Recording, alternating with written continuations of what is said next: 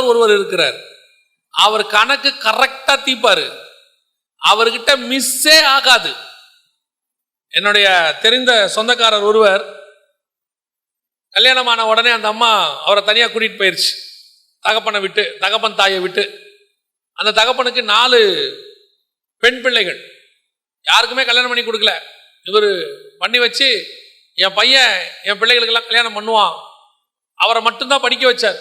மற்றவங்களாம் படிக்க வைக்கல. ஏன்னா காசு இல்லை, பையன் காப்பாத்திடுவான்னு சொல்லி. ஆனால் திருமணமான புதுதில் அந்த அம்மா அந்த ஆளை கூட்டிட்டு போயிருச்சு. அவங்க போயிட்டாங்க.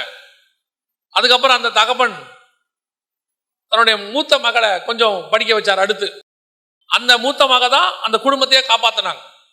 தங்கச்சிகளுக்கெல்லாம் கல்யாணம் பண்ணி வச்சாங்க, சீர் செஞ்சாங்க, எல்லாம் பண்ணாங்க. இந்த மனுஷன் கண்டுக்கவே இல்லை. பெரிய போஸ்டிங். அந்த காலத்திலே மாசம் 40,000 சம்பளம். 1970-80 40,000 சம்பளம். பெரிய சென்ட்ரல் கவர்மெண்ட்ல இருந்தாரு. கண்டுக்கல. ஆனா நீதிமான். சிகரெட் பிடிக்க மாட்டாரு, குடிக்க மாட்டாரு. எந்த கல்யாணத்துக்கு வந்தாலும் கோட்டு போட்டு நீட்டா நிப்பாரு. பாக்குறவங்களாம் சொல்லுவாங்க, பெரிய இடத்துல வேலை பார்க்கிறார், பெரிய மனுஷன், நல்லவன். ஆனா குடும்பத்தை கவனிக்காத பையன். நாள் வந்தது, அவருக்கு ஒரே மக. அதை டாக்டருக்கு படிக்க வச்சார். அதை வெளிநாட்டில் கல்யாணம் பண்ணி கொடுத்தார்.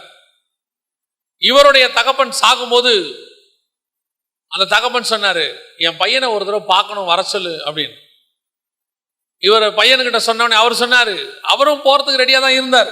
ஆனா அந்த மருமக சொல்லிருச்சு, இப்ப எதுக்கு போய் செலவு பண்ணி பார்க்கணும், போய்க்கலாம், பின்னாடி ஏதாவது நியூஸ் வந்தா போய்க்கலாம் அப்படின்ட்டாங்க. கடைசியில் அந்த தகப்பன் தன் மகனை பார்க்காமே செத்து போனார். அதற்கு பிறகு காலங்கள் உருண்டோடுச்சு.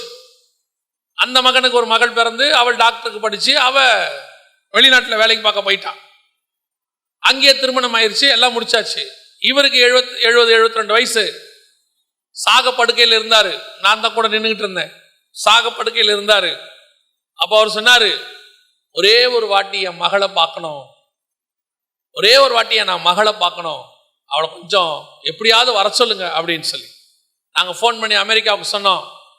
அந்த மகளும் உடனடியாக நான் கிளம்புறேன் அப்படின்லாம் சொல்லிட்டு கணவனும் மனைவியும் கிளம்புனாங்க. கிளம்புற நேரத்தில் அந்த கணவனுக்கு மட்டும்தான் விசா கிடைச்சிச்சு அங்கேருந்து வர்றதுக்கு. மகளுக்கு கிடைக்கல. மக சொல்லிச்சு, என்னால் வர முடியல, அவர் அனுப்பி வச்சிருக்கிறேன், அவர் வந்து எல்லாம் பண்ணுவாருன்ட்டு. அவர் வந்தாரு, பார்த்தாரு, கடைசி காரையெல்லாம் அவர் தான் பண்ணாரு. ஆனால் சாகும்போது அந்த மனுஷன் சொன்னாரு, இவர் வந்ததுக்கு என் மக வந்திருந்தா ஒரு வார்த்தை நான் பார்த்துருப்பேனே, என் மகளை பார்க்காமையே சாகுறனேனாரு. தன் தகப்பனை தன்னை பார்க்க விடாமல் தன் தகப்பன் செத்து போனான். 70 வருஷம் கழிச்சு கர்த்தர் நியாயம் தீர்த்தார். கர்த்தரை சாதாரணமா நினைச்சிடாதீங்க. ஜீவ புஸ்தகத்துல, ஞாபக புஸ்தகத்துல எல்லாத்தையும் எழுதி வச்சிருப்பாரு. நீ உன் தாய் தகப்பனுக்கு என்ன விதைக்கிறையோ அதை உன் பிள்ளைகளை கொண்டு கர்த்தர் நியாயம் தீர்ப்பார். உன் பேர பிள்ளைகளை கொண்டு நியாயம் தீர்ப்பார்.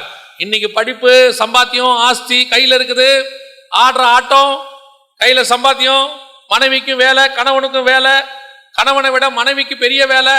No, I won't come, I am very busy. ஆண்டவர் பாப்பாரு, போ போயிட்டே இரு. 40 வருஷம் கழிச்சு நான் சொல்லுவேன், ஐ am very busy. எவ்வளவு படிப்பு இருந்தாலும், எவ்வளவு பணம் இருந்தாலும் தாழ்மை இருக்கணும். அடுத்தவங்களை அற்பமா எண்ணக்கூடாது. சாராள் வயசானவங்க தான், ஆனா அற்பமா எண்ணக்கூடாது. கேள்விதான், 90 வயசு கேள்விதான். நீ வாலிப பிள்ளை தான். ஆகார், உனக்கு குழந்தை பிறக்குது, அவளுக்கு பிறக்கல, இருக்கட்டும், அவளை அற்பமா எண்ணாத. அதுக்கு அவளுக்கு ஒரு குறை. கர்த்தர் நினைத்தால் உன்னை வனாந்தரத்தில் தள்ளி அவளுக்கு ஒரு பிள்ளையை கொடுப்பதற்கு வல்லமை உள்ள தேவனாகவே இருக்கிறார். தேவன் எப்பவும் எதையும் செய்வார். நீ ஒரு பிள்ளை வயிற்றுல வந்ததுக்கு அவளை அற்பமா நினைச்ச, 13 வருஷம் கழிச்சு கர்த்தர் அவளுக்கு பிள்ளையை கொடுத்துட்டாரு. இப்ப என்ன நடந்துச்சு யோசிச்சு பாருங்க. அலைஞ்சு திரியுறது. இதுக்கு காரணம் என்ன? கடைசியில அந்த தண்ணி கையில இருக்கிற வரைக்கும் ஒரு நம்பிக்கை, எப்படியாவது வாழ்க்கையை போட்டுடலாம், எப்படியாவது செஞ்சிடலாம்.